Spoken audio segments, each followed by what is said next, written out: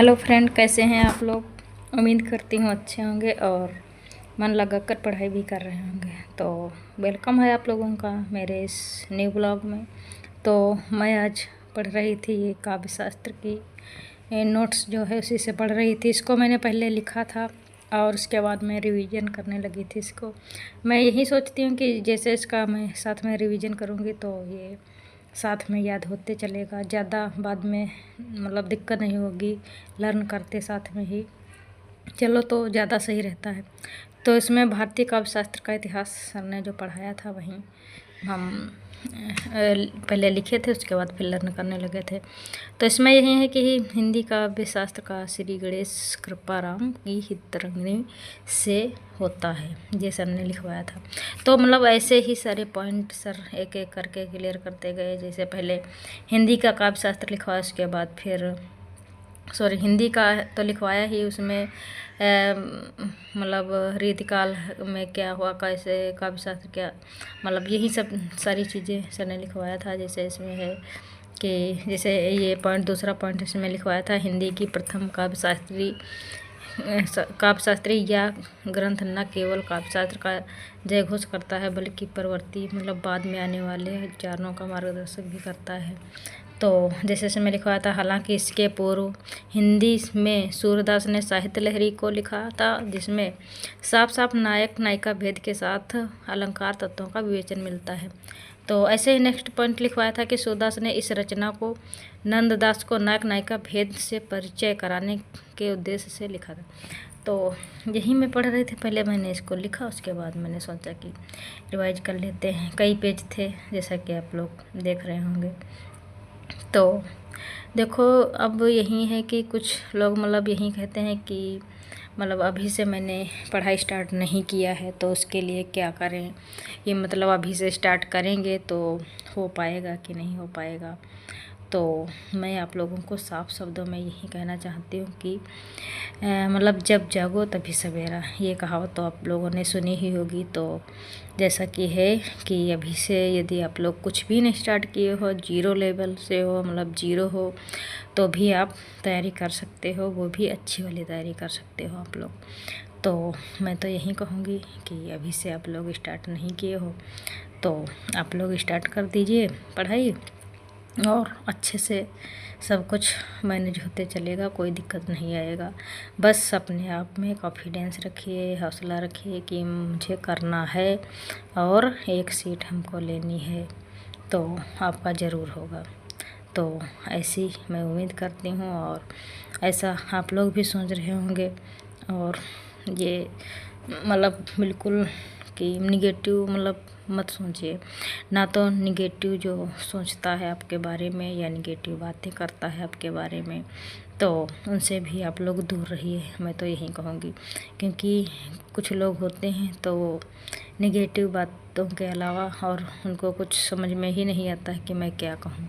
बस जो हम लोगों का आत्मविश्वास है वहीं गिराते रहते हैं। तो मैं तो यही कहूँगी कि उनसे आप लोग दूरी बना के रखिए और बस अपने अंदर पॉजिटिव थॉट सोचिए, पॉजिटिव रहिए और पढ़ते रहिए। तो अब देखो, कई मतलब ये है कि सवाल कि मेरी बहनें यही कहती हैं कि हाउस वाइफ हैं तो कुछ टाइम टेबल समझ में नहीं आ रहा है कि टाइम टेबल कैसे बनाएं, कैसे मैनेज करें। खाना भी बनाना होता है, छोटा बच्चा है उसको भी संभालना है, कुछ लोगों के 2 बच्चे हैं, कुछ लोगों के 3 बच्चे हैं। तो देखो, मेरा भी एक छोटा बच्चा है तो मैं भी उसके साथ पढ़ाई कर रही हूँ। तो जब मैं पढ़ाई कर रही हूँ तो आप क्यों नहीं कर सकते हैं। तो जैसे छोटा बच्चा है, ठीक है तो उसको किसी न किसी को आप दे दीजिए और पढ़ाई करना स्टार्ट कर दीजिए। तो यही है कि जैसे आप सुबह, जैसे आपका बच्चा सो रहा है तो आप उठ जाइए, ठीक है, और 1 घंटा या आधा घंटा या 20 मिनट जितना भी टाइम मिले आप पढ़ लीजिए। उसके बाद फिर लंच वगैरह जो जिसको मतलब बनाना होता है, और तो अपना लंच वगैरह बनाए, जैसा कि मैं भी करती हूँ। नहाया धोया फिर सुबह का नाश्ता वगैरह बनाना, उसके बाद फिर थोड़ा बच्चे को दूध दूध पिलाना, ये सब करके बाद फिर पढ़ाई कर लेती हूँ मैं 1-2 घंटे।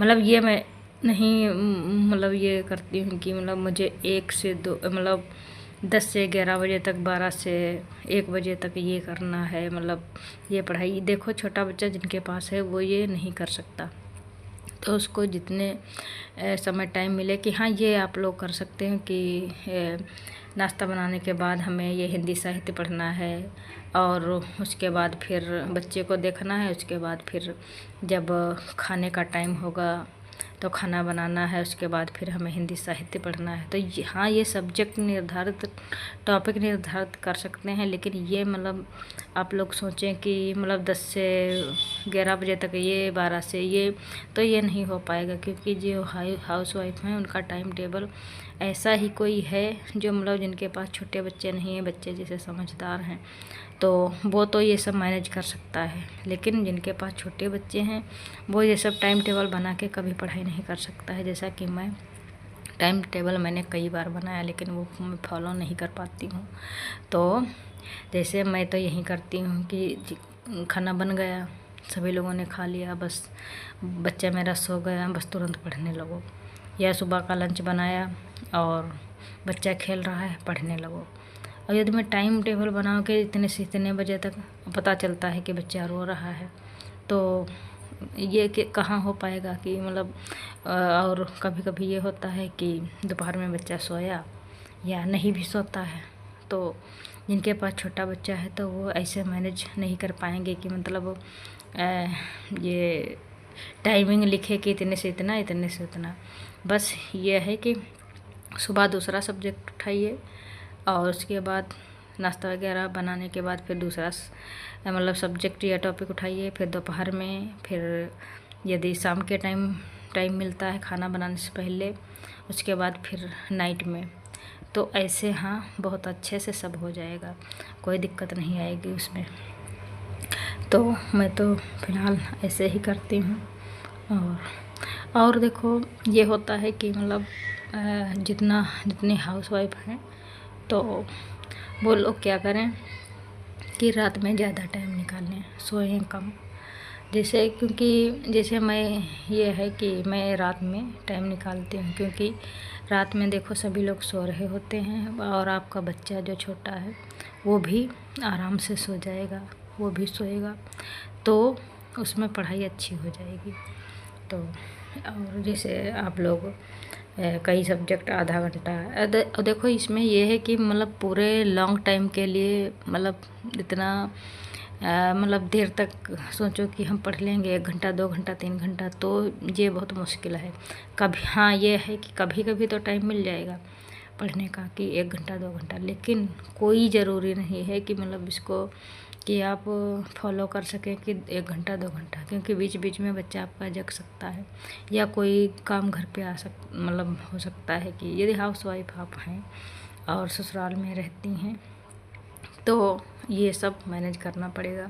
और इसमें कोई ना कोई काम बीच बीच में आप पढ़ रही हैं, कोई ना कोई बताएगा ज़रूर, क्योंकि जिनके पास फैमिली है, जैसे ज़्यादा जॉइंट फैमिली है या जॉइंट फैमिली नहीं भी है, तब भी कुछ ना कुछ काम आ ही जाते हैं। और छोटा बच्चा होता है तो मान के चलो उसको कुछ ना कुछ ज़रूर कुछ ना कुछ काम हो जाता है।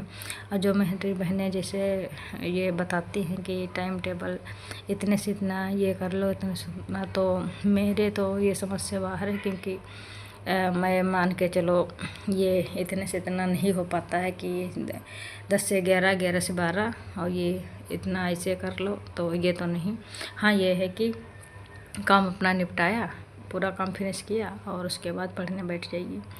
फिर यदि कोई काम है तो कर लीजिए, उसके बाद फिर मतलब दूसरा टॉपिक लेके बैठ जाइए। मतलब ये मत हाउस वाइफ जो हैं और या जिनके पास छोटे बच्चे हैं तो मतलब वो ये ना सोचें कि हमको मतलब इतने से इतना ये करना है, इतने घंटे से इतना घंटा, मतलब इतने बजे से इतना बजा। घंटा तो आप देख सकते हैं, लेकिन बजे से आप मतलब ज़्यादा पढ़ाई नहीं है टाइम टेबल के अनुसार, मतलब ये आप पढ़ाई नहीं कर सकती, ये मेरा मानना है। तो क्योंकि मैं ये बात बहुत अच्छे से समझ सकती हूँ, क्योंकि मैं इससे गुजर रही हूँ और ये सब देखते हुए, तो इसीलिए मैंने सोचा इस पर एक वीडियो बनाया जाए। क्योंकि टाइम टेबल को लेकर बहुत ज़्यादा कमेंट है कि मतलब टाइम टेबल ये मैनेज नहीं हो पा रहा है, क्या करें कैसे करें, और अभी पढ़ाई शुरू नहीं किए हैं तो कैसे किया जाए। तो उन्हीं के लिए मैं बता रही हूँ कि ऐसे ही आप लोगों का टाइम निकलेगा, वरना टाइम नहीं निकल पाएगा। और देखो, तो मैं यहाँ पे पढ़ रही थी सरस्वती पांडे की बुक। मैंने ये नोट्स जो काव्य शास्त्र का उसका मैंने पहले लिखा, उसके बाद क्योंकि मैं जो सर लिखवा रहे हैं तो मैं उसको साथ में नोट भी कर रही हूँ और एक बार मैं रिवाइज भी कर लेती हूँ ताकि थोड़ा माइंड में बना रहे। तो उसके बाद मैं ये बुक सरस्वती पांडे की बुक है वो मैं पढ़ चुकी हूँ, बाकी मैं इसको भी रिवाइज कर रही थी। तो यही कमेंट थे कि हाउसवाइफ का टाइम टेबल क्या होना चाहिए, कैसे पढ़ें। तो मैंने इस पे वीडियो आप लोगों के लिए बना दी है। और बाकी मैंने बैच कहाँ से लिया है, किसका बैच लिया है, और सीटेट मैंने क्वालिफाई किया है कि नहीं किया है, कहाँ से पढ़ा है, तो इसके लिए मैंने जो वीडियो बनाई है वो आप लोग देख सकते हैं, वीडियो पढ़ी हैं। और यदि मैं ये सब बातें इसमें बताऊंगी तो ये वीडियो बहुत लंबा हो जाएगा, इसलिए मैं ये सब बातें इस पे नहीं बता रही हूँ। और मैंने कहाँ से बैच लिया है तो आप लोग मतलब मेरा वीडियो देखें तो उसमें मैंने पूरी सारी जानकारी दी है, तो आप लोग उसको देख सकते हैं। तो ठीक है फ्रेंड, तो यदि आपको मतलब ये वीडियो यूजफुल लगे तो आप इसे शेयर करें और कमेंट करें। तो ठीक है, फिर मिलते हैं नेक्स्ट ब्लॉग में। Okay, bye.